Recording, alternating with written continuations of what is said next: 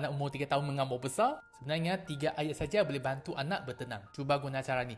Memang berkesan. Umur 2 hingga 3 tahun, emosi anak memang sangat kuat. Bila sesuatu tak ikut kehendak mereka, mudah sangat mereka nak meletup. Ini bukan sebab anak degil atau nak cari pasal, tapi proses perkembangan otak yang sangat normal. Bandingkan dengan ayat seperti, diamlah atau menangis apa lagi. Ayat-ayat ni sebenarnya buat anak menangis lagi kuat. Saya cadangkan satu prinsip yang penting. Tenangkan emosi dulu baru selesaikan masalah. Bila emosi anak sedang dikuasai otak, apa saja nasihat kita orang memang tak akan masuk. Jadi jangan jerit, jangan paksa, tenangkan perasaan dulu. Dan ini 3 ayat yang sangat membantu. Yang pertama, papa tahu awak sedih, papa tahu awak marah. Anak rasa difahami dan rasa kita di pihak dia. Yang kedua, apa yang berlaku? Mama nak dengar. Baru kita masuk fasa memahami situasi. Yang ketiga, kita fikir sama-sama cara selesaikan masalah ni, okey? Anak belajar selesaikan masalah dan bukan dari emosi. Proses ni memang perlukan kesabaran yang tinggi dan telinga yang kuat. Tapi percayalah, perlahan-lahan itu sebenarnya cara yang paling cepat. Mulai hari ini, cuba dulu ya. Kalau berkesan, jangan lupa datang untuk berkongsi dengan saya. Tu dia.